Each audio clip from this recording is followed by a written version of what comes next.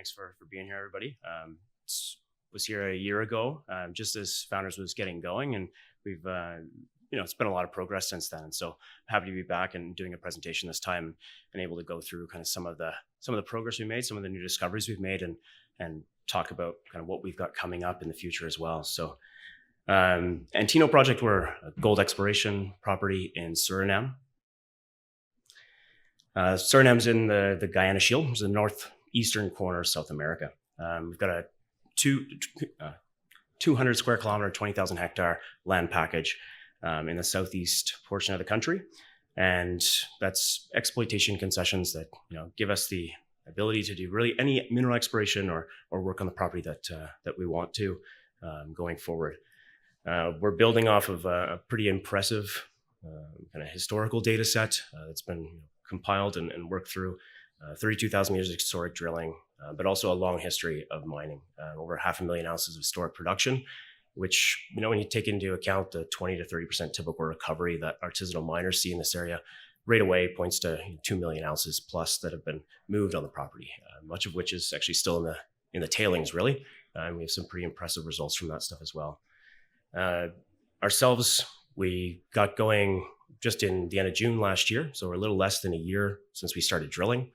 We own 2 of our own diamond drill rigs, and we've had we had 17 intercepts over 100 gram meter products. We're now 4 over 400 gram meters, and we've had a few in between. So we've we're in the very fortunate position of finding quite a lot of gold with our drilling. We did 10,000 meters of drilling last year. We're about 15,000 now into a 30,000 meter program this year.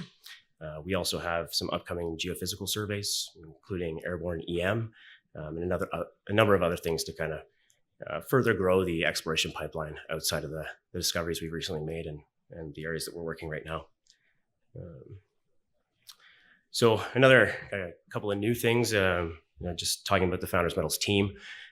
We've recently added a couple of new people to management. So Katie McKenzie recently joined Founders as VP of Corporate Development and comes from Skeena and a lot of experience in the space, and we're really happy to have her on board, as well as Natalie Singer, who kind of comes in and brings that in-house modeling side of things to our team and has a lot of experience in the gold space, coming from Tudor, but also spent a lot of time working on the Brucejack deposit and similarly high-grade mineralization to what we have at Antino. Looking at a corporate snapshot, we've had a pretty good track record here since last year. We got started in March.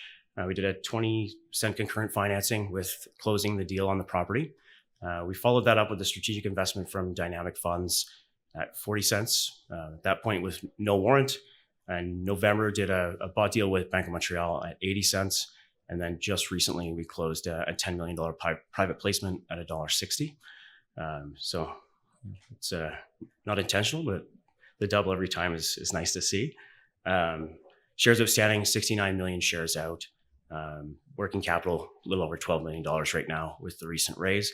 And that puts us in a position to basically fund exploration and the work expenditure straight through to stage 2 of our option. And I'll get into the details of that, but it takes us to a 70% ownership position and gives us a lot of runway. So we're looking at, I'd say, upwards of another 30,000 meters from this point this year. And the project's just going to kind of continue to grow. We additionally have almost 9 million warrants outstanding, and that represents another $5 million that would come in by March when those expire. They're very deep in the money too. In terms of the area, this is a pretty common story for the jurisdiction, but Guiana Shield, continental drift basically leads to the Guiana Shield in West Africa being the same geology. And what a lot of people are familiar with is the Birmingham Shield in West Africa and all the gold that's been discovered there. Not as many people know about Guyana or the Guiana Shield, and there really is a ton of opportunity there. The big discoveries or the big things recently with Reunion Gold's Oka West project, G2 as well, it's had some pretty recent M&A action. It's an exciting jurisdiction, and I think there's going to be a really big pipeline of future gold projects come out of this area, and a lot of them are many millions of ounces. So some pretty big opportunity. In terms of our property and infrastructure, we've been really fortunate in that we've come into a lot of existing infrastructure. Where we are, we're We're about a 45-minute flight from the capital city of Paramaribo. We've got a 1.3-kilometer airstrip at our main camp. The camp itself we also inherited, so it saved us quite a lot of money and certainly helped us with the pace of getting things rolling. The airstrip's commercially serviced, so we're able to get commercial flights in and out, and it works really well with the crew changes and things. River access it's bargeable river right to site. That provides access for everything on the heavy equipment front and any future development scenario too. It's kind of the most immediate access to getting big things to site.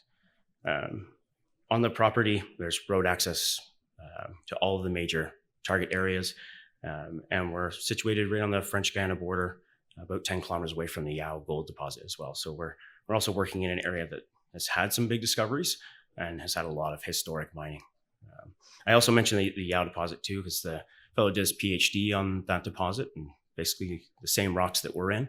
He published a couple of papers on it a couple of years ago, and he's our chief geologist and has been pretty much since the start.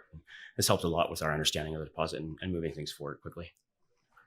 In terms of, I'll get into details on, what we've discovered at Upper Antino and some of the grades that we've seen with those discoveries. But the big thing that I really want to focus on too is that at Upper Antino, we've got a lot of fantastic mineralization and still a lot of room to explore and grow there. But it represents only a very, very small portion of a much larger property, covering what I think is some of the most prospective ground in the Guiana Shield. Right now, we have 2 drills operating in Upper Antino. We've got a third one on the way. They'll be heading to Buisse, which is close to the center of the property, about 6 kilometers away from where we're operating right now. So you think about a jurisdiction like Timmins or any of the big camps out there where you're looking at orogenic gold and these greenstone belts. And I think that kind of 6 kilometer away spacing really speaks to the potential scale for some pretty big things here.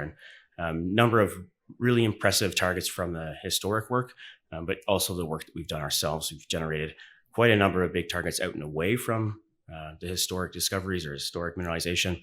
And we're going to see a lot of that get looked at or explored this year. A big part of the go forward now is we have a team to actually branch out away from things and start building that pipeline further afield things as we continue to grow the existing targets or discoveries. So zooming in on Upper Antino, which is just that small kind of, if I go back, it's the top left-hand corner there of the property area. And what we see is we've got a lot of historic mining at Upper Antino. Right now we're about 700 meters along a 1,200 meter trend of historical pits, artisanal pit workings, as well as historical auger samples. And so in the main Froyo trend, we're working along that, and we continue to drill and expand to the northwest, and we'll also be testing to the south as well. But the most recent kind of big discovery, and I'd say the big update one, is actually a cross strike, about 800 meters to the northeast is the donut target. It's not the greatest name for a target, so if you're going to call something donut, you want to make sure you find a little bit of gold there. We fortunately have done so. We're following up on historic auger samples, some historic drilling, and we're really targeting low-grade bulk tonnage, intrusion-hosted mineralization. That historic stuff, 40 meters, 1.5, that was really what we were after. We did intercept some things like that, but it got really exciting for us here where we came from the east drilling west, came through the intrusion and into the main shear. And when we did that, we came into first 45 meters of 2 grams, followed up by 19 meters of 14 grams, which is not so low grade. Very recently, we just put out another press release kind of updating on the donut work, or our phase 1 of donut drilling.